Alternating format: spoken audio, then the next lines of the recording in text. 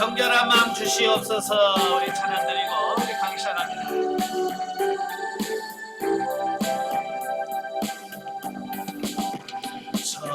정결한 마음 주시옵소서.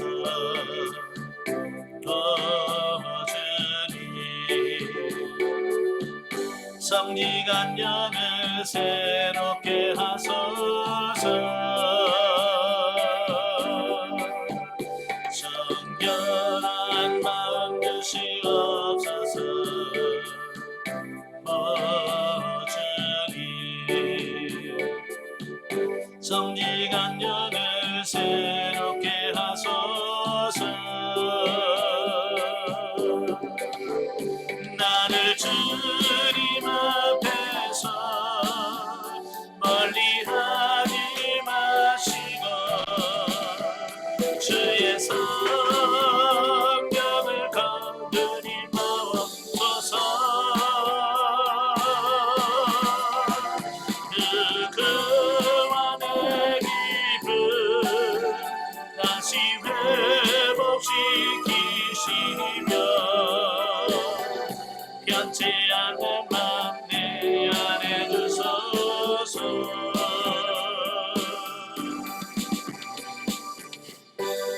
아멘. 기도하겠습니다. 은혜로우신 아버지, 이 시간에도 민수기의 말씀을 같이 살펴보기를 원합니다. 말씀 가운데 역사하시는 그 하나님의 은혜가 오늘 이 가운데 있도록 도와주옵소서. 시종을 맡겨오며 예수님의 이름으로 감사하며 기도합나이다. 아멘. 이 시간은 이 교재 136페이지입니다. 136페이지 보시면 제15장 이스라엘이 지킬 기본 규례들 1절부터 21절까지는 여러 제사들의 율례에 대한 말씀을 해요. 그러니까 앞에 14장에서 이스라엘이 그 가나안 입성이 40년 동안 유보가 되었잖아요. 그죠? 40년 유보가 되고 제1세대들은 광야에서 다 죽게 될 거라고 하는 징계를 받은 와중에도 장차 가나안 땅에 들어가서 지켜야 할 여러 가지 규례를 다시 주심으로써 당신의 백성을 위로하고 격려하시는 것을 잊지 않으셨다라고 하는 겁니다. 참, 여러분도 그러죠? 여러분 마음에 안 드는 사람이 있으면 어떻게 해요? 여러분 잘 말도 안 듣고 그러면 여러분 어떻게 해요? 예? 싫잖아요. 그죠? 예? 상대도 하기 싫잖아요. 그죠? 하나님은 그렇게 징계를 하고 나서도 또 그들에게 회복할 수 있는 또 길을 열어주셔요. 참 이걸 보면 하나님의 마음은 우리가 어떻게 헤아릴 수가 없을 만큼 넓으시고 정말 은혜로우시고 자비로우신 분이다, 이걸 느껴요. 예. 자, 그 중에서 보면은 제사의 규례로서 크게 1. 제사에 사용되는 제물의 분량과 또 두 번째 타국인에 대한 제사의 규례, 또 세 번째 첫 열매의 제사에 대해서 언급하고 있는데요. 하나님께서 제사에 관한 율법을 거듭 상세하게 지시하신 이유는 하나님을 올바로 섬기는 법을 강조하기 위해서다라고 하는 겁니다. 그러니까 우리가 하나님을 섬길 때 내 마음대로 막 내가 하고 싶은 대로 섬기는 것이 아니라 하나님이 원하시는 방식이 있어요. 그래서 우리는 하나님의 방법대로 행해야 돼요. 그래서 우리가 모르면 실수할 수 있잖아요. 그죠? 가르쳐줘도 실수하는데. 그래서 하나님께서는 이렇게 아주 상세하게 가르쳐주는 것은 실수하지 말라는 거예요. 네. 실수하지 말라는 의미에서 이렇게 상세하게 가르쳐주는 거죠. 근데 우리가 부모가 자식들에 대해 막 이렇게 좀 신경을 써주면 자식들은 뭐라고 생각하냐면 아이고 잔소리 좀 그만 좀 해요. 그런단 말이에요. 이게 사랑을 사랑으로 인식을 못하는 거예요. 하나님은 이렇게 자상하게 말씀함에도 불구하고 이스라엘 백성들은 그걸 은혜라고 사랑이라고 인식을 하지 못하고 그저 너무 불편한 거예요. 신경 끄세요. 많은 분들이 그래. 하나님한테도 하나님 제발 그냥 나 그냥 가만히 놔둬요.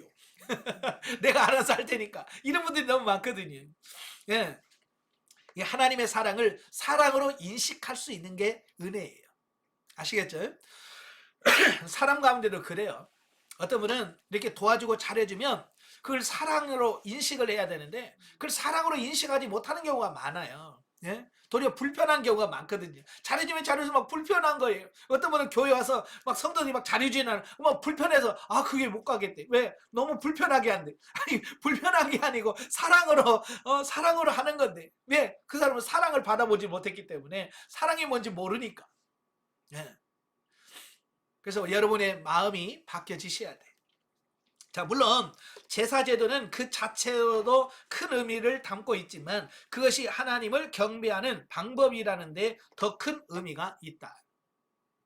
그러니까 이 제사라고 하는 것은 우리 범죄하고 타락한 인간이 하나님께 나아가는 방식이 뭐예요? 그게 제사예요. 그래서 중요한 거예요. 형식이 중요한 게 아니고요. 따라서 하나님께서 제사 제도를 강조하신 것은 곧 하나님께 대한 참된 예배와 그것을 통해 하나님과 인간과의 참된 교제를 강조하신 것이다. 그러니까 이 제사라고 하는 부분은 결국 뭐냐면 하나님과 교제를 위한 거예요. 그러니까 제사를 통해서 제사라고 하는 과정을 통해서 하나님과 영적인 교제를 나누겠다는 거거든요. 그래서 올바른 방법으로 해야 참된 교제가 될 수 있다. 자, 우리도 사랑하는 남자들이 데이트를 하도록 그러잖아요. 연애할 때 보면 대부분의 많은 사람들이 뭐래요? 예? 자기에게 맞춰달라면 힘들잖아요. 그죠? 그래서 연애 때는 어때요? 어쨌든 상대방에게 배려를 많이 하잖아요. 그죠? 근데 결혼 딱 하고 나면 어때요? 이제 배려했던 마음이 없어져. 누가 그럴 때다 뭐 잡아놓은 물고기라고 뭐 잡아놓은 고기라고 신경도 안 쓰나만 그냥 그때부터 이제 이게 불화가 생기는 거잖아요. 네, 처음 그랬으면 끝까지 그렇게 하셔야 되거든요. 자, 우리도 하나님을 섬길 때 내 방식대로 하는 게 아니라 하나님의 방식대로 행해야 돼. 아시겠죠? 더욱이 하나님께 제사에 관한 세부사항을 자세하게 지시하신 것은 하나님을 섬기는 것이 인간 개인의 생각이나 그 고안해낸 방법이 의해서가 아니라 오직 하나님께서 친히 계시하신 말씀에 의거 섬겨야 함을 교훈하기 위함이라는 겁니다. 이게 굉장히 중요한 거예요. 많은 사람은 내 방식대로 자꾸 하려고 그래요. 기도도 내 방식대로, 봉사도 내 방식대로, 뭐든지 내 방식대로 하려고 하니까 이게 문제가 생기는 겁니다. 아마 여러분도 그러죠. 부부간에도 남편이 자꾸 자기 방식대로 뭐라고 하면 이 부부가 하나가 안 되잖아요. 그죠? 이게 서로 의논을 하고, 예. 그래서 서로 상대방에 맞춰갈 때 부부가 하나가 되어지고 가정이 화목할 수 있는 거거든요. 하나님도 마찬가지. 우리가 하나님의 방식도 아니고 막 내 방식대로 하면서 하나님을 사랑하겠다라고 하면 그게 안 되잖아요. 그래서 하나님을 사랑하는 방식이 있어요. 그래서 방식이 예배, 제사. 이 방식을 마련해 주셔서 이렇게 와. 내가 나하고 교제하려면 이런 식으로 와야 돼. 라고 하나님이 정해놓은 거니까 그걸 우리가 잘 보고 하나님은 이런 방식을 원하시는구나. 그래서 그 방식에 맞춰주면 되는 거거든요. 그죠? 그게 쉬운 거예요. 제일 문제가 뭐냐면 상대방을 모르면 맞춰줄 수가 없잖아요. 그렇잖아요.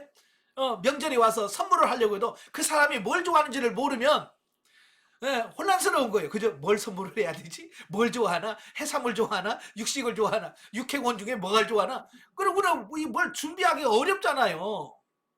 그죠? 근데 예를 들어서 그분은 고기 좋아해. 그러면 걱정할 게 없고 고기 좋아하니까 무조건 고기. 그러면 돼. 그러니까 알면 쉽다니까. 모르면 어려운 거예요. 그래서 하나님께서 정확하게 하나님께 나오는 방식을 정확하게 딱 설명해 놨어요. 그러니까 우리가 고민할 필요 없잖아요. 하나님이 이런 걸 원하시니까 그러면 되겠네 라면 돼. 근데 우리가 그렇게 하기 싫으니까 문제가 생겨지는 거예요. 그 방식대로 하면 편한데 그게 하기 싫은 거예요. 왜? 이 죄성이 이 죄성을 많은 육신이 그 싫어하는 거예요. 한편 하나님께서 이스라엘 내에 거주하는 타국인에도 이스라엘 백성들과 동일한 제사 규례를 주셨는데 이는 하나님을 섬김에 있어서는 신분적 차별이 있을 수 없으며 누구든지 하나님의 뜻을 쫓아 하나님과 교제할 수 있음을 보여준다. 예, 그러니까 하나님을 섬기는 데서는 국적이나 뭐나 이게 상관이 없어요. 예? 하나님 예배할 때는 뭐 미국 사람으로 따로 하고 한국 사람으로 따로 하고 중국 사람으로 따로 하는 게 아니라 모두가 다 누구든지 하나님께 나아가서 예배할 수 있는 방식은 똑같은 거예요. 22절부터 31절까지면 이제 속죄제 규례에 대한 부분이에요. 이제 속죄제가 이제 크게 두 부분으로 나뉘어지는데요. 22절부터 26절까지면 회중 전체가 그릇 행했을 때 드리는 속죄제가 있고 27절부터 29절까지 보면 개인이 범죄했을 때 드리는 속죄제를 드리고 있고요.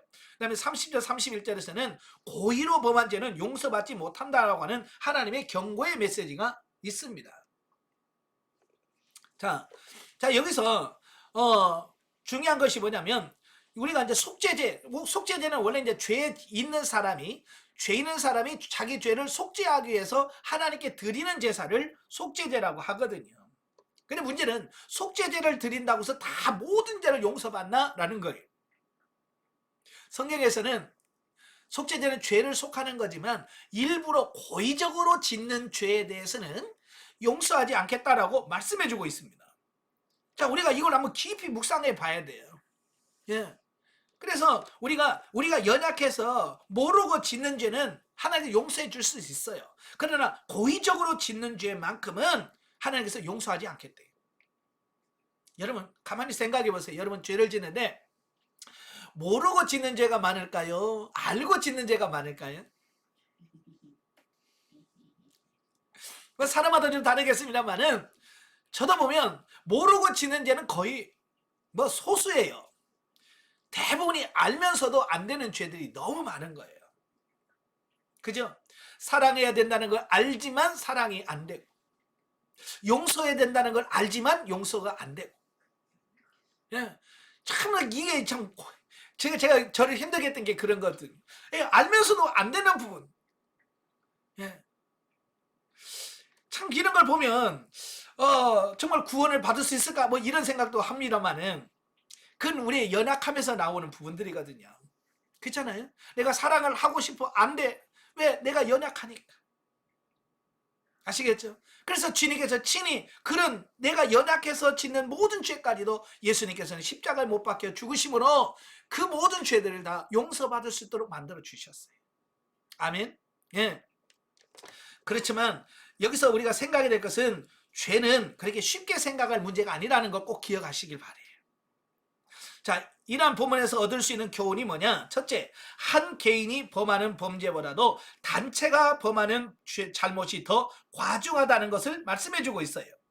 대부분의 사람들은요, 자기 혼자서 저지른 죄에 대해서는 매우 큰 자책감을 느끼면서도 다른 사람들과 함께 저지른 잘못을 서로 떠넘기려 하는가 하면 덜 자책하는 수가 많다라는 겁니다. 근데 군중심리라는 게 있잖아요. 자, 예를 들어서 예배 시간이 주일 11시인데 뭘 하다가 11시 한 10분 정도 늦었어요. 자, 10분 정도 늦어서 자기 혼자 예배당에 들어갑니다. 여러분 어떻게 들어갑니까? 문 탁 열고 자신 있게 탁탁 완전히 기본 일찍 들어갈 때도 저는 자신 있게 들어갑니까? 못 들어가죠. 그냥 찌개미 하고 아이고 조칭조칭해서 이렇게 앉잖아요. 그죠? 예. 혼자 하면 그래요. 근데 만약에 예를 들어서 11시 10분인데 예배 늦은 사람이 많아. 2, 30명이 우르르 들어가. 그때도 이렇게 들어갈까요? 아니죠. 막 그 속에 들어가서 막 쫙 들어가서 탁 앉아서 죄의식이라고 이런 게 조금 덜 하겠죠. 이게 뭐냐? 군중심리라는 거예요. 만약에 여러분 또 신호등이 있어요. 도로가 있고 신호등인데 빨간불이야. 건너가 그러면 건너갈 수 있겠어요? 그래도 나는 얼굴 철판 깔고 걸어간다. 손 들어봐요. 못 건너가잖아요.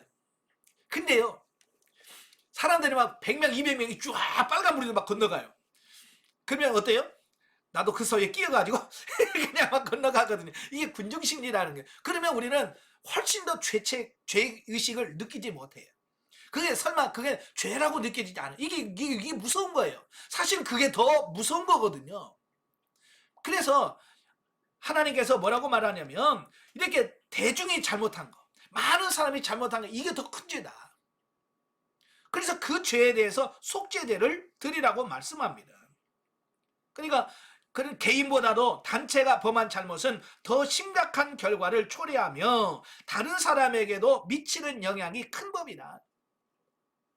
그렇잖아요. 한 사람이 그러면 그럴 수 있다. 그렇지만 사람들이 다 그러면 아이고 이게 당연히 그런가 보네. 그리고 다른 사람들까지 같이 간다고 말이에요. 제가 한 15년 전에 중국에 예, 집회가 있어서 갔어요. 길림성에 갔는데 거기는요 신호등이 있어요. 신호등이 있는데 신호등을 안 지켜 사람들이. 차도 안 지키고 사람도 안 지켜. 그러니까 처음 가서 이제 다른 목사님하고 둘이 갔는데 우리 신호등에서 이제 기다리는 거죠. 왜? 이거 하도 습관이 돼 있다 보니까 빨간불이면 서 있어요. 근데 다른 사람들은요 다 건너가요. 그래서 이제 파란불이 돼서 건너가려고 그러죠. 막 차들이 막 쉥쉥 지나가. 차도 안 지키고 사람도 안 지켜. 근데 문제는요 하루 이틀 하고 나니까 우리도 신호등 상관없이 건너가고 있더라고요. 참 그걸 보면서 이게 사람이 그 대중들을 따라하는 영향력이 미치는 게 큰 거예요. 한 사람이 그러면 잘못을 그냥 저 사람 잘못이야 라고 하지만 대중적으로 이렇게 하면 그게 쉽게 다른 사람들에게 영향을 끼친다 그 말이에요. 그래서 그런 부분까지도 철저하게 회개하라 라고 말씀해 주고 있는 거예요. 둘째는 인간은 누구나 자신의 의지와는 관계없이 범죄할 가능성이 있는 연약한 존재라는 것이, 즉 인간은 내재한 죄의 본성으로 인하여 자기도 모르는 사이에 죄를 범할 가능성은 항상 소지하고 있다는 거예요. 그죠? 여러분 안에 죄성이 다 있어요. 없는 사람 없습니다. 그래서 죄성이 있다는 것은 언제나 죄를 지을 가능성을 가지고 있다는 얘기예요. 그래서 여러분들이 깨어서 항상 경각심을 가지셔야 돼요. 에이 나는 아니야 라고 생각, 아니에요. 누구나 다 그렇습니다. 뭐 다윗이 범죄할 거라고 누가 알았어요? 그렇잖아요. 다윗이 범죄할 걸 누가 알았어요? 꿈에도 생각을 못했죠. 근데 그도 바세바를 범하게 되고 범죄하잖아요. 하나님께서는 속죄의 규례를 주신 근본 이유가 여기 있다. 만약 속죄할 방법이 없다면 하나님의 진노를 피할 자는 아무도 없을 것이다. 그렇잖아요. 이 속죄제가 없다면 죄 지은 사람은 그 죄에서 벗어날 길이 없는 거예요. 그래서 하나님께서 이 속죄제를 줌으로 말미암아 범죄하고 타락한 사람이 거기서 벗어날 수 있는 길을 열어주신 거예요. 세 번째로 의지적인 범죄는 결코 용서받을 수 없다는 것이다. 그것은 고범죄. 고범죄라는 것은 일부러 고의적으로 짓는 죄를 말합니다. 예. 이건 하나님의 영광을 훼손하고 공의를 질밟는 행위이기 때문에 그렇다. 예. 알고도 고의적으로 짓는 죄. 이건 신약성경에서는 이걸 성령 회방죄라고 말합니다. 알면서, 이게 죄인 줄 알면서지만 그냥 일부러 고의적으로 하는 걸 말해요. 그 다음에 32절부터 36절까지는 안식일 규례에 대한 말씀이에요. 자, 30절 31절에 보면 의도적으로 죄를 범하면 사함을 받을 수 없다는 경고 뒤에 의도적 범죄의 결과가 어떤 것인가를 구체적으로 예시해주고 있습니다. 그러니까 그 고의적으로 짓는 죄가 뭐냐라고 하는 부분의 예시죠. 바로 안식일은 창세 때부터 제정된 제도로서 하나님은 그날을 기억하시고 거룩하게 지킬 것을 명령하셨어요. 자, 그럼에도 불구하고 안식일에 나무를 한 행위는 안식일에 행할 하나님께 대한 거룩한 예배를 도외시한 행위였으며 하나님의 일보다는 자신의 평안과 육신의 안목을 채우기 위한 탐욕스러운 죄악이었다. 따라서 그는 본보기로 고범죄를 범한 자들의 당하는 사형에 처해졌던 것이다. 그러니까 안식일은 이미 하나님께서 창세 때부터 기억하고 지키라고 명령하신 부분들이에요. 특히 이스라엘 사람들은 이걸 모르는 사람이 있을까요? 안식일을 지켜야 되는 거 모르는 사람 없지요. 근데 여기 보니까 고의적으로 알죠. 안식일에 그렇게 하면 안 된다는 걸 알면서도 고의적으로 어때요? 일하러 가는 거예요. 나무하러 가는 겁니다. 알면서도 고의적으로 가는 거예요. 그래서 하나님은 이걸 고범죄라고 인식을 하고요. 그걸 경각심을 주기 위해서 그 안식일에 나무하러 간 사람 돌로 쳐서 죽여라 라고 말씀해 주시는 거예요. 자, 그 다음에 37절부터 41절까지 보면 옷단 귀에 달린 술. 자, 이스라엘 백성들은요 하나님께서 불러 당신의 소유로 삼으신 거룩한 백성으로서 그들은 세상과는 구별된 삶을 살아야 한다는 겁니다. 그러니까 이를 위해서 하나님은 이스라엘 백성들에게 그들이 하나님의 거룩한 백성이요 또한 율법을 받은 백성일 뿐만 아니라 언제나 그의 율법의 말씀대로 살아가야 한다는 것을 잊지 않도록 하기 위하여 하나의 조처를 내린 게 있어요. 그게 뭐냐? 옷단 귀에 술과 청색 끈을 달도록 지시하셨다라고 하는 겁니다. 자, 이스라엘 백성들의 옷, 겉옷, 지금은 다릅니다만 옛날 겉옷은 아주 간단했어요. 이렇게 보자기처럼 네모진 옷이에요. 예, 겉옷은 이 네모진 옷이에요. 네모진데 가운데다 구멍을 딱 뚫어. 그래서 그 가운데 구멍에다 목을 딱 넣어. 그러면 겉옷이 되는 거예요. 그래서 이게 펄렁펄렁거리겠죠? 그러니까 허리띠를 가지고 딱 질끈매끈 묶어서 이제 그게 겉옷인 거예요. 그러니까 항상 이스라엘 사람들 겉옷에는 내 목 귀퉁이가 있는 거죠. 사각졌으니까. 그죠? 그래서 이 내 모서리에다가 청색 술을 달아라. 내 귀퉁이에다 청색 술을 달으면 늘 옷을 입고 다니면 청색 술이 달랑달랑달랑하고 달아다니겠죠. 그죠? 바로 이제 그걸 보면서 기억하라는 거예요. 뭘 기억해요? 너희는 하나님의 백성이고 땅을 위해서 사는 존재가 아니라 하나님의 나라를 위해서 사는 존재라는 것을 인식하라는 겁니다. 성경에서 청색은 하늘의 색이거든요. 하늘 색깔이에요. 그러니까 이건 하나님의 부르심을 받은 자들은 천국 백성으로서의 성별된 삶을 살아야 된다라고 하는 그런 뜻이 그 속에 담겨져 있는 겁니다. 예, 그죠? 우리가 잊어버렸다가 뭘 보면 기억나는 게 있잖아요. 그죠? 예, 바로 이런 거예요. 그냥 막 살다가 옷에 청색수를 보면 아, 내가 하나님 백성이지, 난 구별되어 살아야지, 저렇게 이방인처럼 살면 안 되지 라고 하는 그런 경각심을 갖도록 하는 거예요. 한편 영적 이스라엘로 택정함을 받은 오늘날의 성도들은 구약의 이스라엘 백성들처럼 옷단에 술을 달거나 청색끈을 덧붙일 필요는 없다. 그러나 마음 가운데 언제나 하나님의 말씀을 간직하고 기억하며 그 말씀대로 살아가려고 하는 태도를 계속 견지하지 않으면 안 된다. 왜? 잊어버리니까. 많은 사람들이요, 신앙생활하면서 그러니까 주일날 예배드리고 월요일부터는 내가 하나님의 백성인지, 심지어 내가 권사인지, 내가 목사인지도 모르면서 그냥 잊어버리고 살아갈 때가 너무 많은 거예요. 그래서 그걸 잊지 않고 기억하는 게 굉장히 중요한 겁니다. 그래서 여러분, 저는 이제 옛날 신학교 다닐 때는 양복에다가 항상 은색으로 된 십자가를 달고 다녔어요. 이 십자가를 딱 다니까 어딜 가든지 뭐요, 누가 봐도 저 사람은 교회 다니는 사람이네 라고 그게 인식이 되어지잖아요.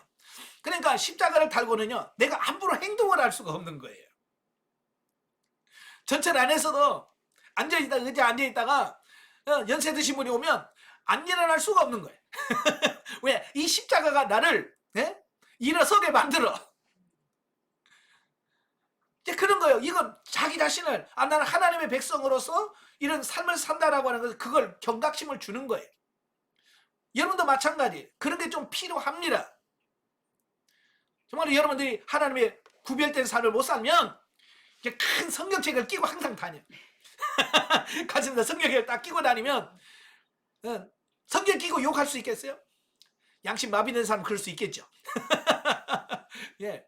그러니까 항상 뭔가 내가 하나님의 자녀다, 라고 하는 어떤 부분들을 내가 인식할 수 있는 무슨 표시, 그런 게 있으면 좋겠다. 자, 그런 뜻이에요. 그렇다고 해서 또 오늘 옷마다 또 청색술 다 달지 마세요. 항상 조심하라는 얘기입니다. 16장으로 가죠. 이제 16장은 이제 고라 일당의 반역과 백성들의 원망에 대한 말씀인데요. 1절부터 11절 고라 일당의 반역과 모세의 단호한 답변. 레위지파 고핫 자손인 고라는 모세와 아론의 사촌으로 제사장직을 아론의 가족이 독점한 것을 매우 불만스럽게 여기고 그것을 찬탈하려고 시도했다는 겁니다. 그러니까 이런 거예요. 같은 레위라는 사람 앞에 아들 셋이 나요. 게르손, 고핫, 무라리, 이 세 자손이 나오는데 그 자손 중에서 아론은 어디에 속했냐면 고핫에 속해요. 고핫. 그러니까 같은 고핫 자손인데 아론 같은 경우는 대제사장으로서 막 그냥 옷 번쩍번쩍 입지, 그 다음에 축도도 하지, 막 제사도 집전하지. 그런데 이 고핫 자손은 뭐예요? 자, 그들 입장에서 기껏해야 법궤 메고, 법궤나 메고 번제단이나 메고 옷보다 매는 그 일만 하는 거예요. 그러니까 이 고아자손 입장에서 아니 우리도 다 같이 고아자손인데 왜 너만 그렇게 좋은 옷 입고 왜 축도하고 우리는 왜 집만 날러? 이제 그런 불만이 생길 수 있겠죠. 그죠? 예. 교회에서도 그랬잖아요. 예? 너만 왜 그 일해? 너만 왜 예를 들어서 너만 왜 재정부 들어가? 예, 너만 왜 그 선교부 들어가? 이럴 수 있잖아요. 예? 그러니까 하나님이 시킨 건데도 그 인간적인 감정이 그렇게 나올 수 있더라는 겁니다. 사람이라 그럴 수 있는 거예요. 또 루벤 지파 같은 경우는 루벤은 보면 야곱의 12아들이 있는데 그중에 장자가 누구냐? 루벤이에요. 그러니까 루벤은 장자로서 어떤 지도권을 자기들이 쥐고 있어야 되는데 지금 이스라엘 주도권 누가 쥐고 있어요? 지도자? 모세가 쥐고 있단 말이에요. 자기는 장자인데 장자의 후손인데 정작 네 자손인 이 모세가 지도자를 하니까 그들 입장에서는 아니 왜 네가 왜 지도자를 해? 우리가 장자인데 우리 장자 후손인 그러면서 이런 부분 때문에 그 모세의 지도권을 찬탈하려고 시도하는 사건이 고라 일당과 다단과 아비람 이 자손들의 반역으로 나오게 되는 거예요. 근데 이들은 단순히 모세와 아론의 지도자에 대한 반역이 아니라 그들에게 그 일을 맡기신 분이 누구예요? 하나님이잖아요. 사실 모세가 지도자 되려고 그랬어, 안 되려고 그랬어요? 하나님이야 너 내 백성을 구해내. 나 못합니다. 뭐 혀가 둔합니다. 그러면서 못한다고 그랬잖아요. 근데 하나님께서 강제적으로 해라. 하나님의 뜻에 의해서 모세가 지도자가 된 거거든요. 아론도 마찬가지예요. 저요 제가 제사장 되겠습니다. 이래서 된 거 아니잖아요. 그죠? 하나님께서 아론을 택하고 네가 제사장 해라 하고 해서 맡겨놨기 때문에 그런 거야. 그 임명은 누가 하는 거야? 하나님이 하신 거죠. 근데 하나님이 하셨다라고 해서 인정을 하고 그 자체를 존중해 줄 알아야 되는데 그걸 안 한다는, 무시한다는 말이에요. 이건 뭐냐? 그 사람의 직임을 무시하는 것은 결국 그를 세우신 하나님을 무시하는 거고 하나님께 반역하는 행위가 된다 그 말입니다. 여러분도 마찬가지예요. 교회 안에서 누가 지도자를 세울 때 여러분 마음에 안 들 수 있죠. 어떻게 다 마음에 들 수 있어요. 그죠? 예를 들어서 기관 뭐 여전도 1, 여전도 2, 여전도 해서 기관별로 했는데 내가 민 사람이 회장이 안 됐어. 그럼 여러분 어때요? 기분 나쁠 수 있죠. 내가 지지한 사람이 회장 안 되고. 야, 그러면 나는 이제 안 해. 보통 그러나 말이에요. 왜? 자기가 미는 사람이 안 됐으니까. 그러면 안 된다 그 말이에요. 설령 내가 A를 밀었는데 B가 회장이 됐어. 그러면 어때요? 예, 그분이 직임을 다 할 때까지는 내 마음에 들지 않아도 하나님께서 그를 세웠다라고 인정을 하고 그분이 직임을 마칠 때까지 돕고 협력하고 이래야 정상이잖아요. 이게 하나님의 권위를 인정하는 거예요. 근데 우리는 대부분이 그렇게 안 한단 말이에요. 인정하시라는 말. 자, 그래서 4절부터 11절에 보면 반란을 일으킨 고라 일당의 비방에 대한 모세의 답변으로 모세는 먼저 하나님께 기도하고 난 다음 하나님께서 택한 자를 가리기 위하여 향로를 취할 것과 자신들의 직임을 충실하지도 못하면서 탐심을 채우기 위한 반란을 일으킨 고라 일당을 책망했다라는 겁니다. 예. 참 여기서 보면 성질 날만하죠. 그죠? 모세 자기가 지도자 되려고도 안 했는데 지도를 하나님이 하라고 해서 했는데 백성들이 왜 네가 지도자냐 그러면서 하니까 육신적으로 화날 수도 있잖아요. 그런데도 모세는 화를 안 내요. 그냥 하나님께 기도합니다. 하나님 어떻게 할까요? 라고. 참 이걸 보면 모세는 참된 지도자상, 그죠? 참 지도자로서 어찌 보면 인격적이나 모든 부분에 다 갖추어진 그런 분이다라고 하는 것을 볼 수 있겠죠. 자, 여기서 우리는 모세의 훌륭한 신앙적 자세를 엿볼 수 있는데 그는 그 앞에 닥친 문제를 기도로 해결했다는 거예요. 여러분도 무슨 문제가 생기면 뭐부터 하라고요? 기도부터 하셔야 해요. 하나님 어떻게 할까요? 라고 하나님께 기도하면서 그 문제를 기도로 풀어가셔야 됩니다. 근데 많은 사람들은 대부분 기도 안 해요. 뭘로 풀어요? 혈기로 풉니다. 야, 네가 뭔데? 그러면 싸우는 겁니다. 그건 하나님이 원하시는 게 아니에요. 또 사람이 하나님으로부터 받은 은사와 직분은 각기 다르지만 그것을 겸손히 받아들이고 그 맡은 직임에 최선을 다해야 한다는 사실을 교훈해주고 있습니다. 그러니까 사람들은 교회에서 봉사하면서도 자꾸 이 직분을 높고 낮음으로 자꾸 그걸로 인식하려고 그래요. 그래서 직분이 높으면 이건 좋은 거고 낮으면 나쁜 거고 막 이런 계급주의적인 어떤 이런 부분을 한다 그 말입니다. 우린 절대 교회에서는 그럴 필요 없어요. 뭐 권사가 높고 집사가 낮고 뭐 이런 게 없어요. 그런 식으로 생각하면 문제가 심각한 거예요. 예. 그래서 자기에게 주어진 사명을 잘 감당하면 되는 거예요. 아시겠죠? 예? 특권의식을 가지면 안 돼. 목회자는 목회자대로, 장로는 장로대로 다 특권의식을 가지면 안 돼. 근데 오늘날 보면 제가 너무 안타까운 게 그거예요. 교회에서 너무 특권의식이 강해. 목회자는 목회자라고 특권의식을 갖고, 장로는 장로라고 특권의식을 갖고, 그래서 대접을 받아야 되고, 막 이런 것 때문에 많은 뭐 상처받는 이런 분들이 계시거든요. 절대로 교회는 그게 있으면 안 됩니다. 자, 12절부터 22절까지 보면 패역한 반역자를 대하는 모세의 신앙적 태도. 앞에서는 고라의 항변에 답변을 했잖아요. 이제는 이제 고라와 행동을 같이 했던 다단과 아비람의 이야기를 듣고 그들을 훈계하려고 그들을 부릅니다. 왜 와라? 예. 근데 그들은 그들의 부름에 소환에 응하지 않습니다. 네가 뭔데 우리를 불러? 그러면서 아예 안 가버려. 그들은 뭐라고 그래요? 예? 모세를 적과 꿀이 흐르는 애굽에서 이스라엘을 끌어내어서 광야에서 죽게 하고 백성들로 하여금 판단력이 흐르지도록 선동하는 자로 매도하면서 비방하고 있다. 지금 그런가요? 광야에 가나안 못 들어간 건 모세 때문이에요? 아니잖아요. 그래도 적과 꿀이 흐르는 땅이 애굽입니까? 아니잖아요. 근데 지금 엉뚱하게 막 해가지고 모세를 비방하는 거예요. 이때 모세는 다단과 아비람의 행위가 비단 자기에게만 해당되는 것이 아니라 자기를 이스라엘의 지도자로 세우시고 이스라엘을 애굽에서 인도하여 가나안에 들어오고자 하신 하나님의 주권과 통치권에 대한 심각한 도전임을 느끼고 매우 분개했다.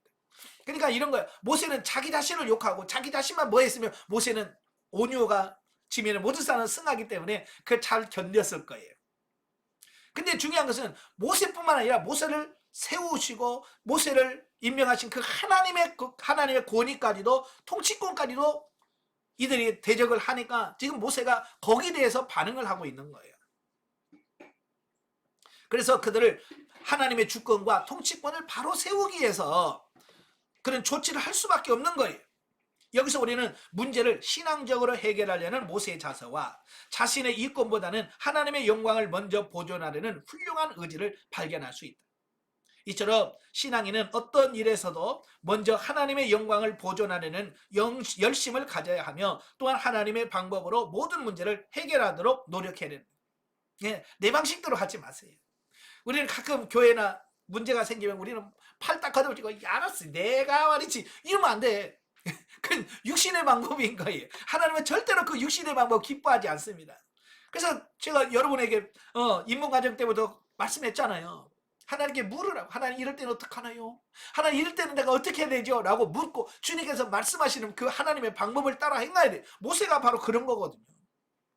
철저하게 먼저 하나님께 물어. 어떻게 해? 그래서 하나님께서 말씀하신 대로 그걸 대처해 가거든요. 자, 23절에서 40절은 이제 하나님께서 그를 어떻게 다루시는지를 보여주는 거예요. 그래서 반역한 무리들을 무리에게 하나님 뭐라 그래요? 자, 거기서 다 떨어져라. 반역한 그 무리들 옆에 있지 마라. 분리를 시켜라라고 말씀합니다. 그러니까 사람들이 다 그 집에서 장막에서 다 벗어나 떨어집니다. 그러니까 하나님께서 반역자들을 무서운 재앙으로 심판하시는데 그게 뭐예요? 그냥 땅이 쫙 갈라지더니 그들의 장막과 그들의 식구들 사람들 모두가 다 그냥 땅속에 푹 꺼지니까 딱 덮어버립니다. 이건 사람이 한 거 아니죠? 하나님이 실제로 그들을 심판하셨다라고 하는 것을 실제로 모든 사람들이 보는 앞에서 보여주는 겁니다. 왜? 그래야 다시는 그렇게 대적하지 않기 때문에 그렇습니다. 자, 다단과 아비람은 땅이 갈라져서 다 덮어서 죽었습니다. 또 고라 자손들 향단 250개를 가지고 가서 향을 살랐어요. 근데 그 불이 나와서 어때요? 그 250명이 다 죽임을 당해요. 하나님의 징계. 바로 이게 하나님의 심판하시는 이 부분을 보여줍니다. 그리고 반역자들이 드렸던 그 향로들을 녹여서 편철을 만들어서 기념물로 삼게 하신 거예요. 그러니까 그 편철을 삼은 것은 그걸 보는 사람마다 이건 하나님의 반역하면 안 되는구나. 라고 해서 인식하도록 만들려고 하는 부분이죠. 자, 이상과 같은 부분에서 누구든지 하나님의 심판을 피하기 위해서는 속히 죄에서 떠나야 한다는 것은 물론 하나님 말씀에 순종해야 함을 일깨워준다. 또 자기가 가진 바를 족한 줄도 모르고 또한 감사할 줄도 모르며 부질없이 욕심을 부리는 자는 비참하고 허망한 결과를 초래한다는 사실을 가르쳐주고 있습니다. 네.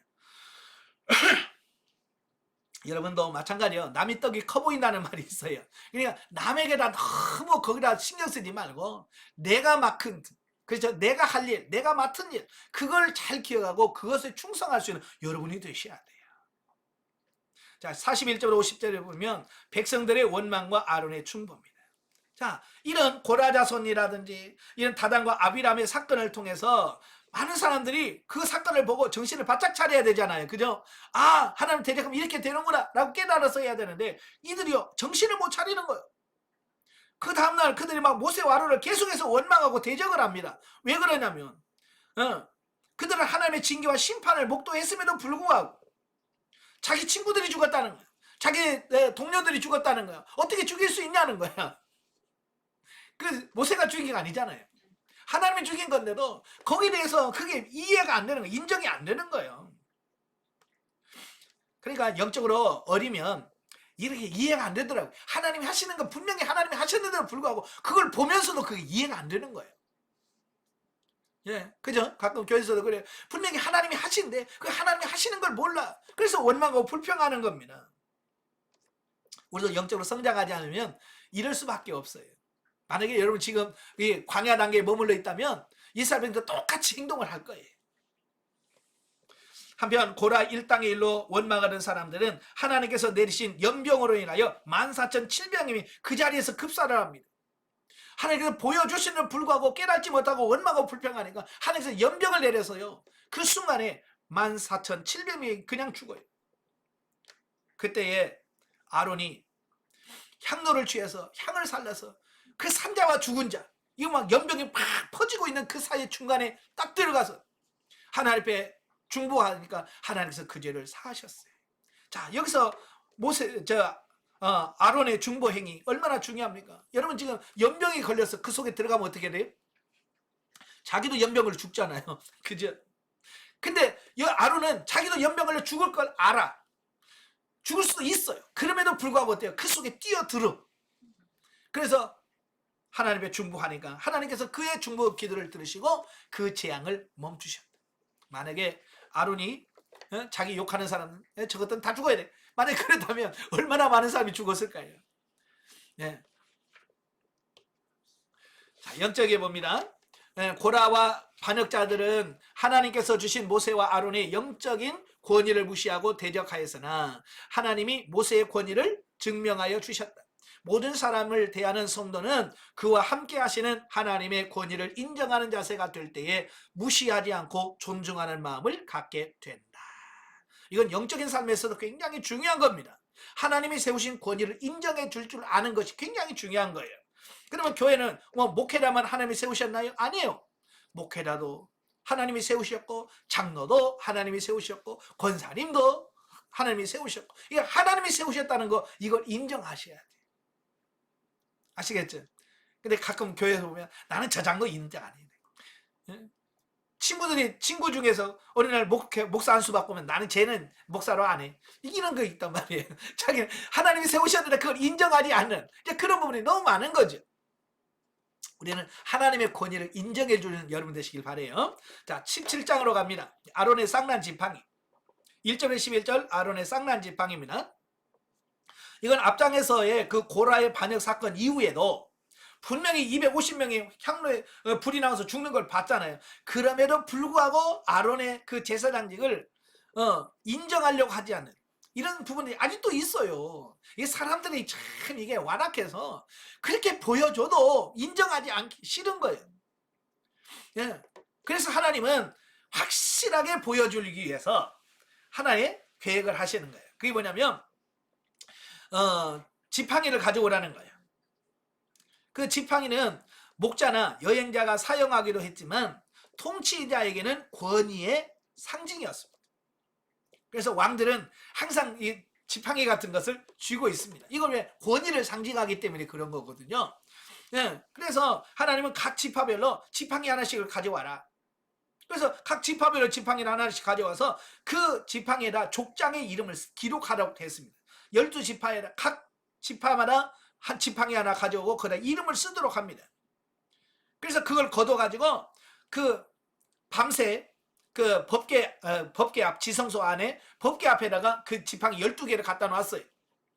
그리고 그 이튿날에 가보니까요, 아론이라고 이름 쓰여진 지팡이에서 순이 나고 우미 돋고 순이 나고 꽃이 피고 살구 열매를 맺게 되어집니다.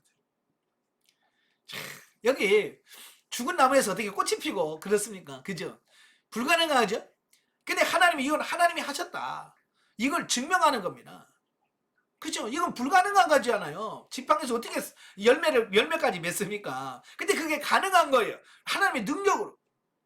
그래서 이건 뭘 말하냐, 하나님이 그래, 내가 아론을 선택했다, 이걸 모든 만천하의 사람들에게 증명해주고 확인해주는 어떤 그런 부분인 거죠. 또 그래도 금방 잊어버려요. 그러니까 하나님께서 야, 그걸 법궤에다 넣어라. 그래서 항상 그들이 반역하고 싶은 생각이 들 때마다 그걸 보면서 기억을 해갖고 잊지 않도록 해라라고 말씀해주고 있습니다.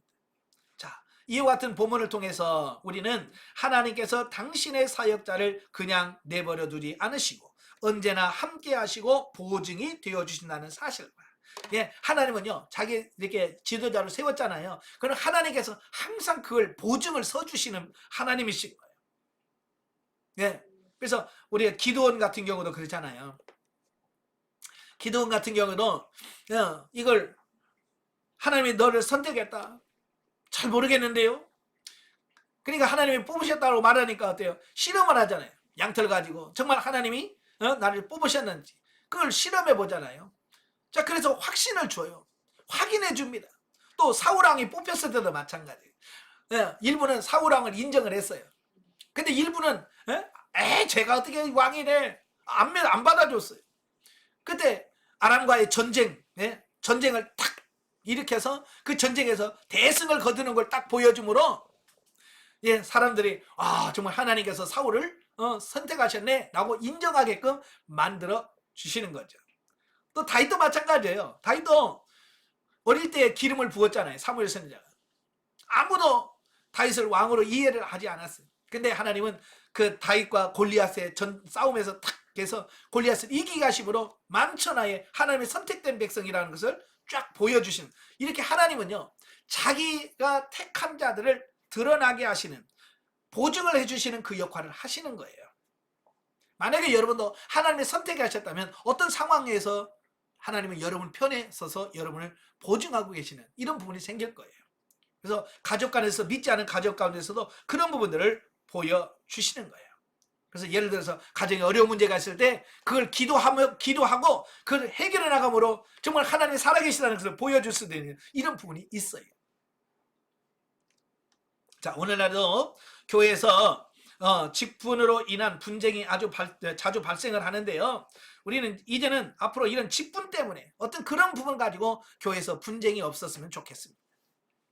자, 12, 13절에서 두려움에 떠는 백성들, 하나님께서 아론의 지팡이에 싹이 나게 하신 이적을 본 백성들은 자신들의 잘못을 회개하기는커녕 오히려 하나님이 자기들을 멸망시키려 하는 계획을 갖고 계신 것으로 오해하여 두려워했다라고 하는 겁니다.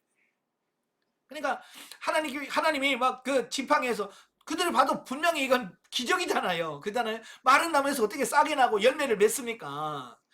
그러니까 하나님께서 기적을 베푸신 건데 그걸 뭐라고 이해했냐면 우리 죽었다 이제. 하나님 우리서 다 죽이겠구나. 근데 이렇게 이해를 한 거예요. 여러분, 하나님께서 그를 죽이려고 하면 그 지팡이에 싹 나게 하고 그렇게 하겠습니까? 그렇잖아요. 그냥 죽이려면 그냥 연병을 주든지 그냥 벼락을 치든지 그냥 싹 썰으면 되지. 하나님께서 지팡이를 보여주셨다는 얘기는 뭐예요? 내가 너를 죽이기 싫어. 난 넌 안 죽일 거야 라고 하는 그 부분을 보여준 거잖아요. 근데 그들은 그걸 이해를 못하는 거예요. 하나님의 사랑과 은혜로 주신 건데 은혜로 못 알아먹어. 그래서 막 둘을 떠는 겁니다. 사실 하나님은 이번 사건을 계기로 하나님과 이스라엘 사이에 가로놓였던 불신의 벽을 제거하고 새로운 관계를 정립해서 백성들로 하여금 하나님의 선하신 목적과 사랑을 깨닫게 하고자 아론의 쌍난 지팡이를 기적을 베푸신 거거든요. 그러나 그들이 하나님을 두려워했던 것은 불신앙의 증거라고 할 수 있다. 오늘도 많은 사람들이 신앙생활하면서 하나님을 너무 두려워하는 분들이 많아요. 예? 그래서 막 무서워 떨면서 막 봉사하면서 늘 하나님이 벌 주실까봐 두려워 떠는 사람이 있어. 왜? 하나님을 못 믿어서 그래요. 예. 하나님을 신뢰하시기를 바래요. 하나님을 두려워하지 마세요. 두려워한다는 것은 불신앙에 내가 하나님을 믿지 못하고 있다는 그런 의미인 거예요. 하나님은 공의로우신 분이시지만 무지합의하고 막 공포스러운 그런 신은 절대로 아니라는 걸 기억하시기를 바랍니다. 하나님에 대해서 오해하지 않기를 바래요. 자, 영적에 봅니다. 하나님께서 아론의 지팡이의 기적을 나타내신 것은 그 기적을 통하여 아론의 권위를 인정해 주시고 아론에게 제사장 직분의 권위가 있음을 확증하고 백성들이 그에게 제물을 가지고 와서 제물을 드렸을 때 속죄의 역사가 그 백성에게 실제적으로 나타났던 것처럼 우리의 육체로 하여금 영 중심의 삶만이 승리한다는 것을 깨닫게 하여 준다라고 하는 겁니다. 그러니까 사실 아론의 권위가 인정이 되어야 그가 드려지고 속죄하고 축복 기도하고 그럴 때 그 권위를 인정해야 그걸 아멘으로 받아들일 수 있는 거거든요. 그죠?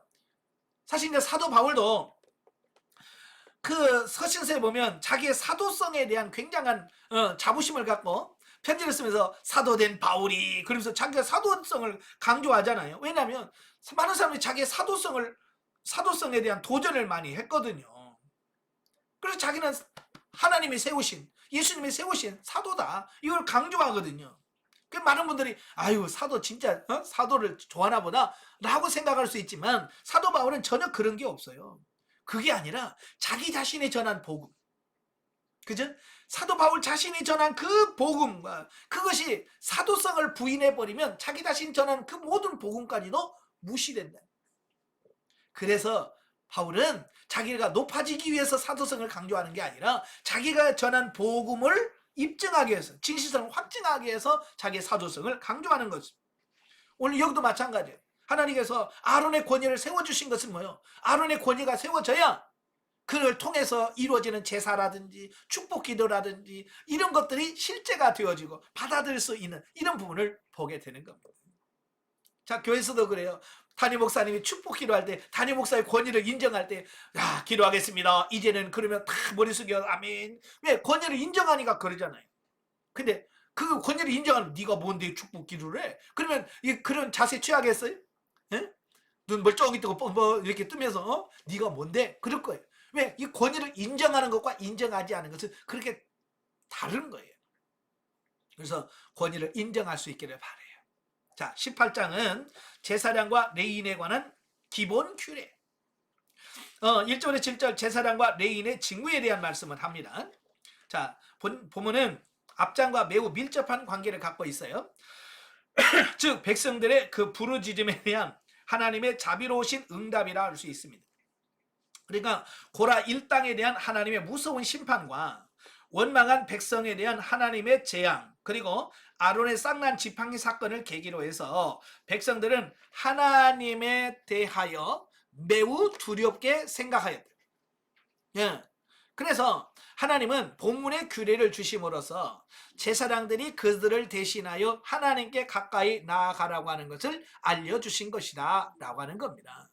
그러니까 백성들이 너무 하나님을 무서워하고 두려워해서 감히 하나님께 나갈 생각을 안 하는 거예요. 예. 그래서 하나님께서는 그 제사장들을 세워서 중간에 두려워하는 백성들과 하나님 사이에서 중보하는 그 역할을 제사장들에게 맡겼다라고 하는 겁니다. 예. 그래서 두 가지 의미가 있는데 고라처럼 다시금 하나님이 세우신 제사장의 권위에 도전하지 않도록 하는, 또 하나는 레위인들 역시 하나님의 일을 위하여 세움 받은 자일 뿐임을 깨달아서 자고하지 않도록 하는 목적에서 이 말씀을 주셨다라고 하는 겁니다. 예.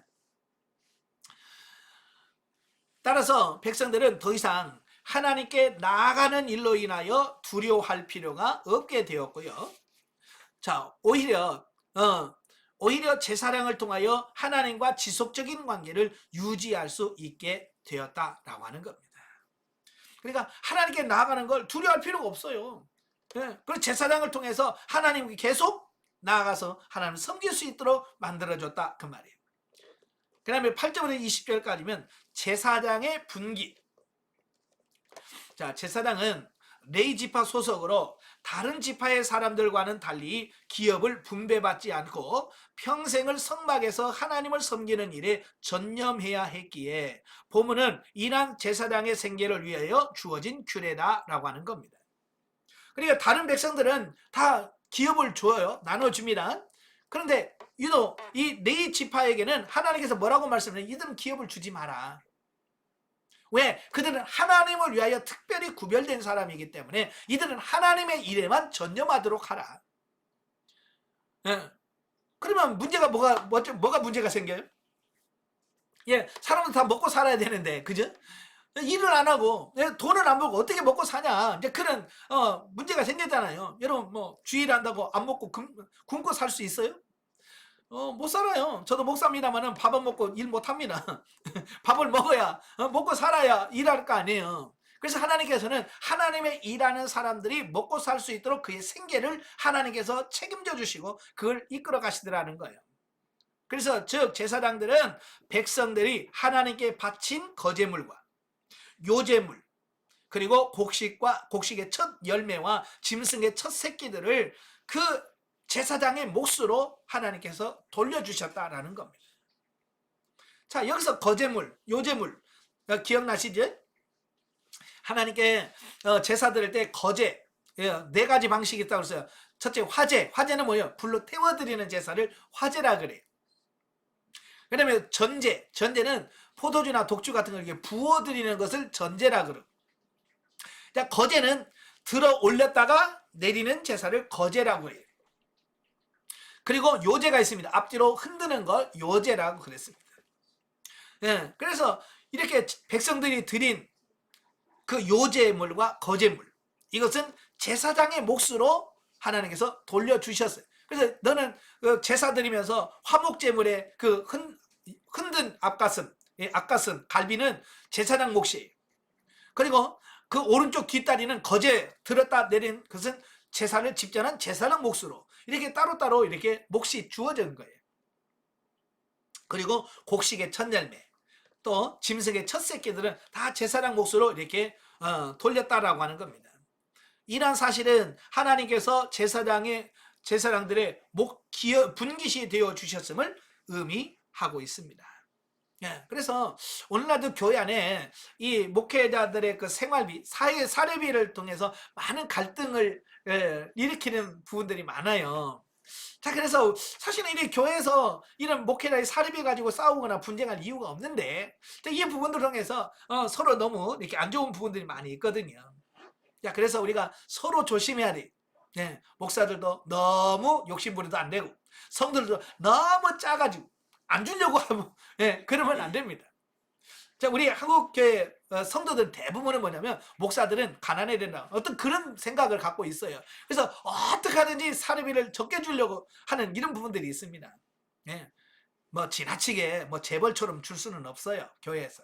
그러나 뭐 황제처럼 그렇게 할 수는 없지만 그래도 기본적으로 생활할 수 있도록 교회에서 책임져 주는 부분은 매우 중요한 부분이다라고 하는 부분입니다. 근데 중요한 것은 뭐냐면 하나님 뭐라고 했냐면 내가 레인들에게 기업을 주지 마라 그래놓고 뭐라고 그래? 내가 그들의 기업이 되어 주겠다. 하나님이 그들의 기업이 되어 주시겠다고 말씀합니다. 이 말은 무슨 말이에요? 하나님이 책임져 주시겠다 그 말이거든요. 저도 신학교 다니면서 사례비를 5만 원씩 받고 하니까 뭐 어떻게 살 수가 없어요. 너무 힘들어요. 그러니까 늘 부족하죠. 그때 제가 하나님께 기도했던 게 그런 거예요. 하나님, 세상의 사장들은 직장에 월급도 주고 일할 때 필요한 거 다 공급해 주시는데 하나님도 주셔야 되지 않겠습니까? 하나님이 나의 기업이라고 기업이 되신다고 하지 않았습니까? 그런 기도를 내가 드렸던 기억이 나거든요. 예. 그래서 보면 그 훈련 차원에서 훈련 때는 참 그런 물질로 어려움 당하고 자 그런 부분들이 많이 있었어요. 근데 훈련을 통과하고 나니까 하나님께서 채워주시고 이렇게 하시는 부분을 통해서 너무 감사하더라고요. 그래서 우리가 먹고 사는 문제에 대해서 너무 거기다 집착하지 말고 하나님이 채워주실 것을 믿고 감사하면서 이 사역을 감당하는 이런 부분이. 그래서 지금도 이제 개척하시려고 하시는 목사님들이 저한테 와서 상담하면서 너무 힘들지 않아요? 요즘 같은 세상에? 자, 그래요. 그래서 저는 그래요. 하나님이 기업이 되면 걱정할 거 없다. 하나님이 나의 기업이 되어 주실 것이다. 예, 걱정하지 말고 주의 일에 전념하라고 말씀을 하거든요. 믿음이 중요한 거예요. 믿음. 아시겠죠? 그런 믿음, 그런 신뢰, 하나님의 확신을 갖고 여러분이 승리하시기를 바라요. 세상의 모든 것이 하나님의 것이요 그에게 속하지 아니한 것이 없는 그분께서 친히 당신의 사역자들의 분깃이 되어 주시겠다라고 약속해 주셨습니다. 하나님 뭐라고? 내가 그들의 분깃이 기업이 되어 주겠다. 그럼 뭐라고 그래? 이것은 소금 언약이라. 이 소금 언약이 뭐냐니까 변치 않은 언약이라 그런 뜻을 갖고 있어요. 여러분 소금의 여러 속성이 있는데 이 소금의 속성은 뭐냐면 변질되는 것을 방지하는 겁니다. 그죠? 소금을 친다는 것은 변치 않는다, 썩지 않는다. 그런 의미것처럼 내가 하나님과 그 언약은 절대로 썩거나 변하지 않는다. 그런 의미를 담고 있습니다. 실제로 고대 근동 지역에서는 서로 이제 계약을 하잖아요. 약속을 하면 너하고 맞은 약속은 변하지 말자라는 의미에서 계약서를 쓰고 나서 서로 소금을 먹었다고 그래요. 실질적으로 소금을 먹었다는 거예요. 이건 변하지 말자 그런 상징적인 표시가 있는 거죠. 이것은 당신이 약속이 결코 변할 수 없으며 파기할 수 없는 영구 불변의 신실한 언약이라고 하는 것을 강조하고 있다. 그래서 하나님의 일하는 사람은 가장 중요한 게 하나님이 나의 기업이다. 하나님이 나의 기업이다. 그래서 이런 확신, 이런 믿음, 어떤 이런 게 없으면 주일 하시면 안 돼요. 이런 확신이 있는 분들만 주일 하셔야 돼요. 자, 그 다음에 21절부터 32절까지 보면 레인의 분깃. 레인들 역시 제사장과 마찬가지로 기업을 소유하지 않았다. 이에 하나님은 백성들이 바치는 11조를 그들에게 주어 생계를 유지하도록 하셨다. 특별히 레인이 11조에 전적으로 의존해서 생계를 유지해야 했던 것은 그들이 세상의 분깃에 눈을 돌려 탐하지 아니하며 전적으로 하나님의 손길만을 바라보고 살아야 한다라고 하는 것을 의미하고 있다라고 하는 겁니다. 그러니까 11조만 보고 있다는 것은 뭐예요? 다른 데 눈 돌리지 않고 오직 하나님만 내가 관심을 갖고 하나님의 도우심만 구하며 살아야 되겠다라고 하는 그런 확신을 가질 필요가 있다라고 하는 표시입니다. 물론 이건 결코 쉬운 일은 아니에요. 저도 목회하면서 환경이 어려울 때마다 자꾸 눈이 옆으로 돌아갈 때가 많아요. 사람들을 의지하면서 저 사람이 좀 돕지 않으려나 뭐 이런 부분이 있긴 해요. 그러나 그건 잠깐이고 정말로 하나님께서 도와주시고 하나님께서 인도하신다라고 하는 이런 확신을 갖고 살아갑니다. 이게 목회에서 가장 중요한 부분이다라고 볼 수 있겠죠. 자, 그런 의미에서 레인들의 생계 유지 방법은 오늘날 복음 사역자들이 그 복음으로 말미암아 살게 된다는 사실을 교훈해 준다. 그래서 예수님도 그 제자들을 둘씩 짝을 지어서 내보내면서 뭐라고 그래? 두 벌 로또 갖지 말고 신도 갖지 말고 전대도 차지 말고 하나님을 전적으로 의지하라는 거예요. 하나님께서 채워주실 거라는 거예요. 그래서 오늘날도 선교 가거나 그럴 때 어떤 선교비나 뭐 이런 걸 모금해서 가지 않고 그냥 가시는 분도 있잖아요. 전적으로 하나님만 신뢰하고 나가요. 그러면 하나님께서 책임져 주시는 것을 경험하게 돼요.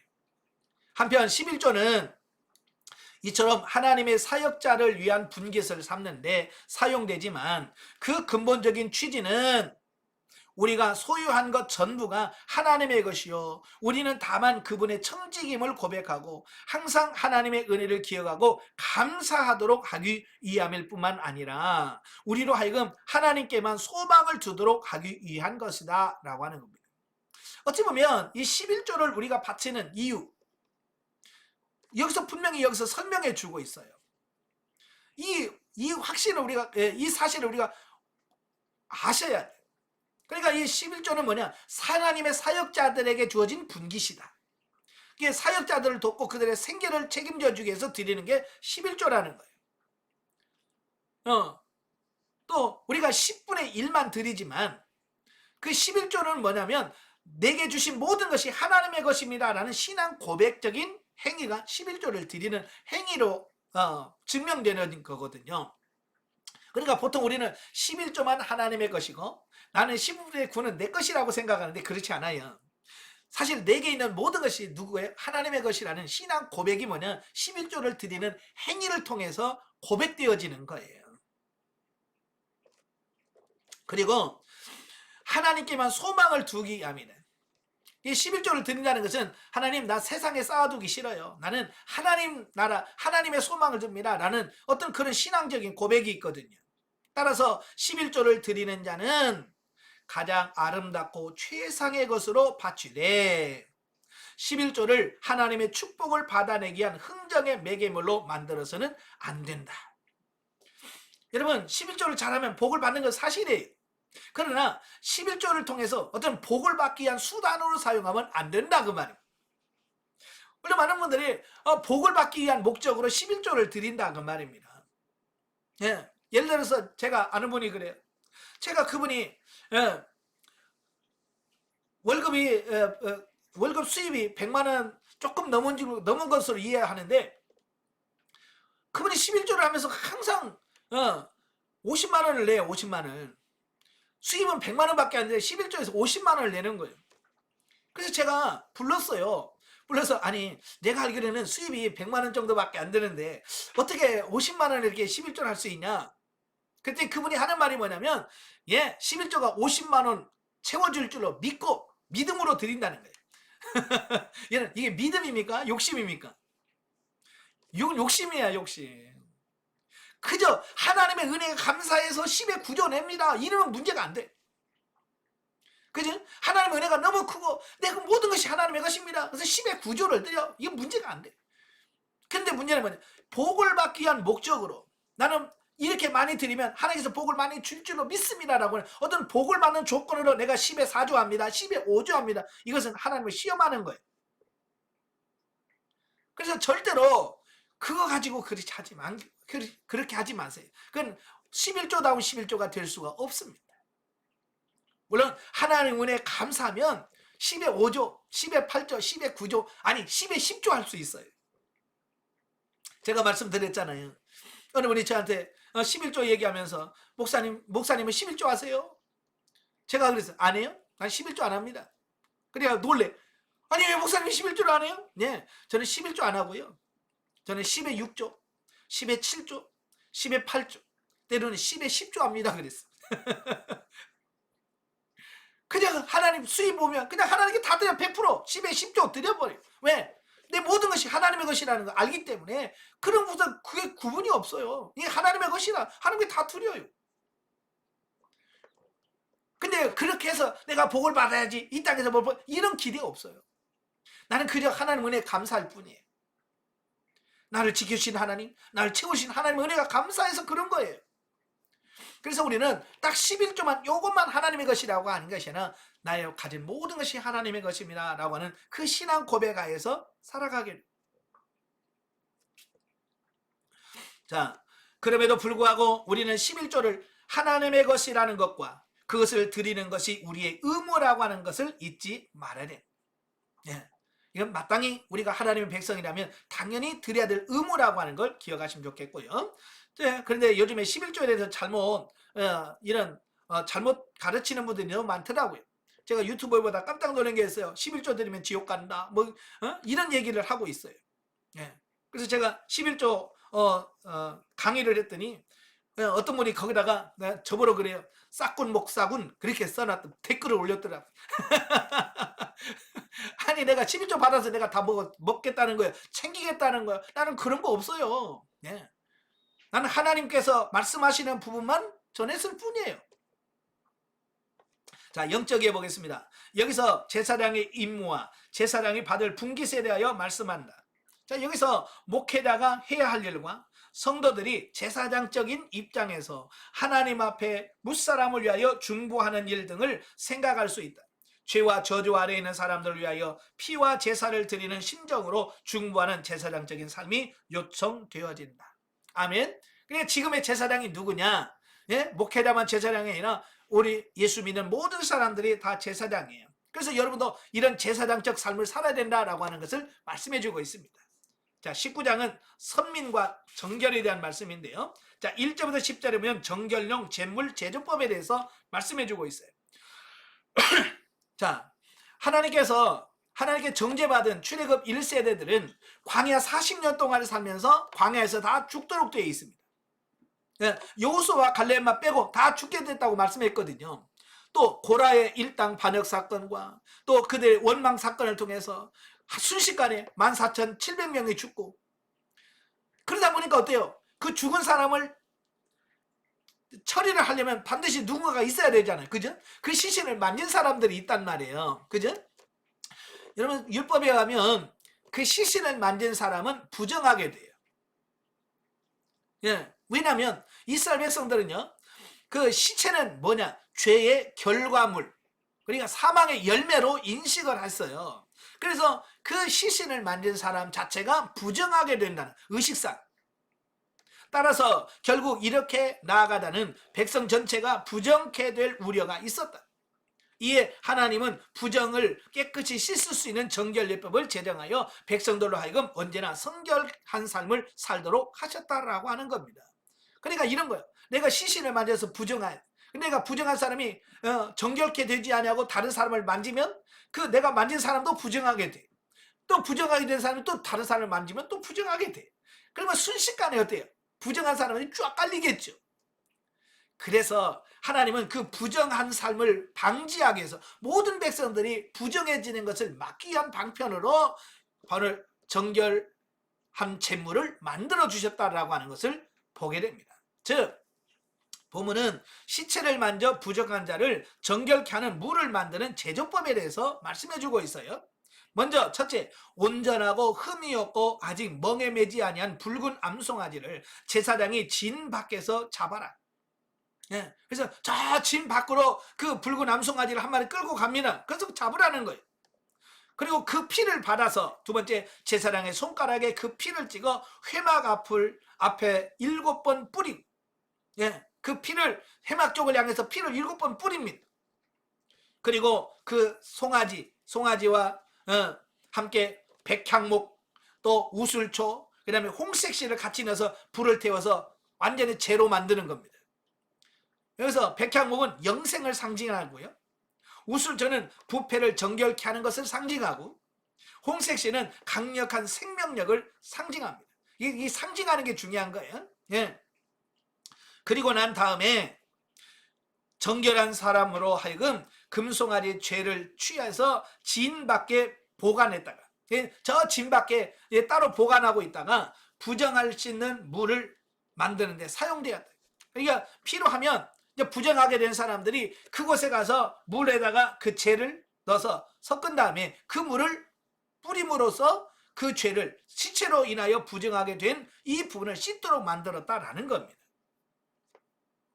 자, 이러한 정결 예식은 우리의 죄와 사망의 부정으로부터 정결케 하신 그리스도의 희생과 사역을 예표한다. 바로 이 붉은 암송아지 제물은 바로 오늘날 예수 그리스도의 보혈로 우리가 정결케 되어진다라고 하는 것을 모형적으로 보여준 제도다, 그 말이에요. 즉 흠이 없고 아직 멍에 매지 아니한 붉은 암송아지는 본질적으로 죄가 없으시며 또한 결코 죄에 오염되지 아니한 그리스도의 순결함과 그분의 대속적 희생을 예표합니다. 또 송아지가 진 밖에서 잡은 것은 예수님이 영문 밖에 끌려가서 희생당할 것을 예표합니다. 그래서 예수님이 그대로 우리 죄를 위해서 돌아가신 이 부분들을 통해서 성취되어지는 이 부분들을 보게 되죠. 자, 11절부터 19절까지 보면 잿물의 용도와 사용법에 대해서 말씀하는데요. 자, 암송아지의 재로 만든 정결케 하는 물은 시체를 만진 자, 또 죽은 자의 장막에 들어간 자, 또 죽은 자의 뼈나 무덤을 만진 자, 또 죽은 자의 장막에 있는 그릇과 같이 시체로 인하여 부정케 된 사람이나 물건을 정결케 하는데 사용되었다라고 하는 겁니다. 그러니까 이 정결케 하는 제물의 용도는 다른 데 쓰는 게 아니에요.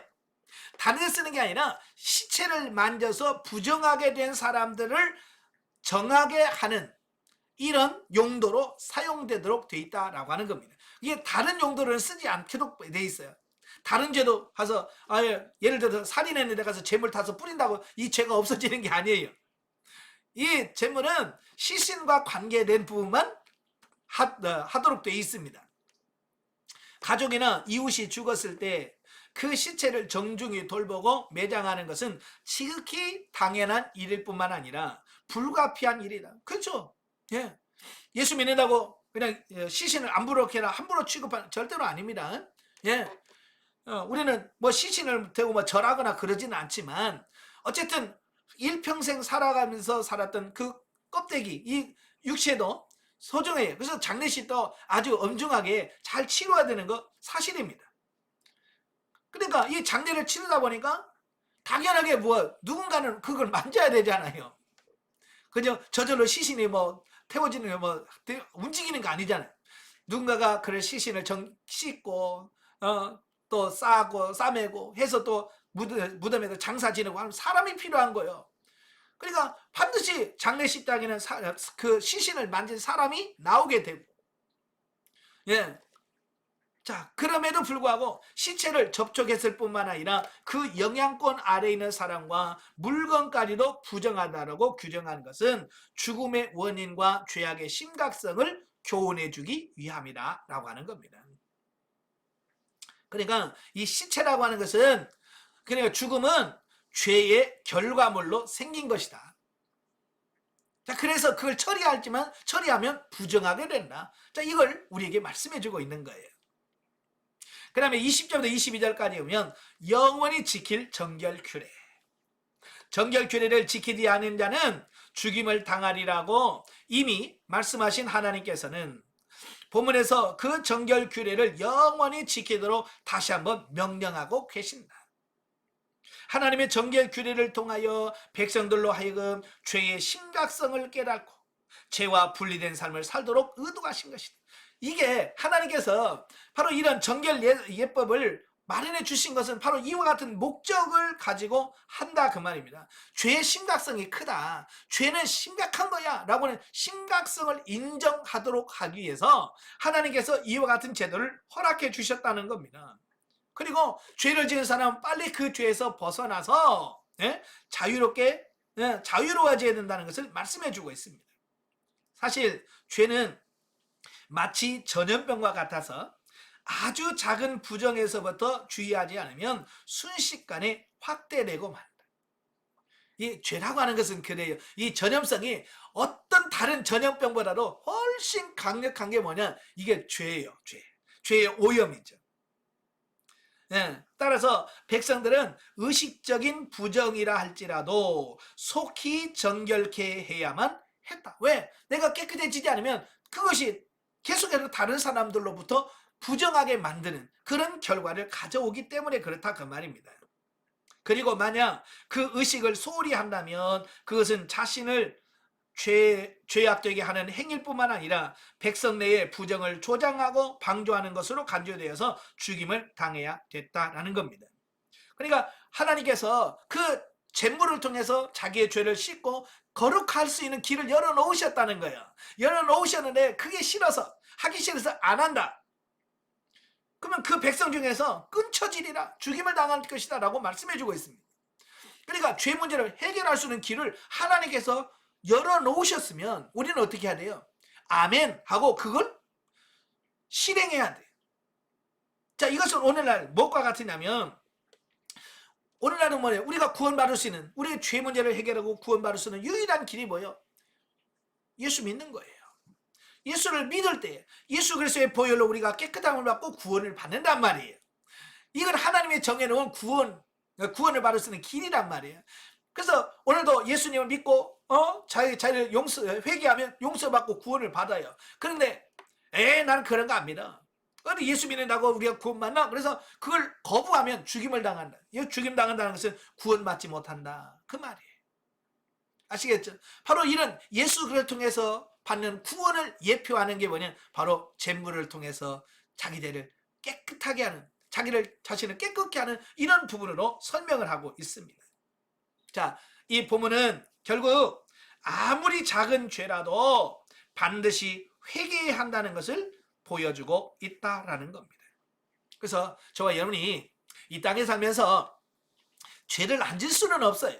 저도 해보니까 참 연약한 육신을 갖고 있기 때문에, 물론 제가 죄 지려고 나 죄를 짓고 말 거야 그러진 않아요. 저 죄 안 지려고 그래요. 새벽부터 하나님께 기도하면서 하나님 오늘도 범죄하지 않게 하시고 하나님 말씀 안에서 진리 안에서 살기를 원합니다라고 기도합니다. 그러나 나도 모르는 사이에 나도 언제 죄를 짓고 있더라, 그 말이에요. 순간적으로 내 안에서 미워하는 마음이 나오기도 하고, 예? 자, 그렇단 말이에요. 그럴 때 그걸 뭐 사람이 다 그럴 수 있지 그러고 넘어가면 안 된다, 그 말이에요. 그렇게 작은 죄를 할지라도 그걸 하나님 앞에 철저하게 회개하고 예수 그리스도의 보혈로 그것을 깨끗하게 했을 때 죄 용서함을 받을 수 있고 우리가 주님 앞에서 인정받을 수 있는 그런 삶을 살 수 있다는 걸 꼭 기억하시길 바라요. 죄는 가볍게 여기면 안 됩니다. 아무리 작은 거라도 그 부분을 철저하게 처리하고 회개하는 여러분 되시기를 주님으로 축원합니다. 기도하겠습니다. 은혜로우신 아버지, 오늘 말씀을 통해서 깨닫게 하셔서 감사합니다. 참으로 우리가 이 땅에 살아가는 동안 우리는 참으로 연약해서 우리는 때로는 범죄할 수 있습니다. 하나님, 그 범죄할 때마다 우리의 죄를 사하시게 하여 이 땅에 오신 예수 그리스도의 보혈의 능력으로 우리의 죄를 씻음받게 하시고 아버지 하나님 해결받게 하여 주셔서 우리가 온전한 구원에 이를 수 있도록 우리를 도와 주시옵소서. 저희 죄 짓지 않게 하시고 죄와 더불어 살지 않게 하시고 날마다 그리스도와 함께 더불어 승리하는 저희들이 다 되어지게 하옵소서. 예수님의 이름으로 감사하며 기도합나이다. 아멘. 하나님께 드립니다.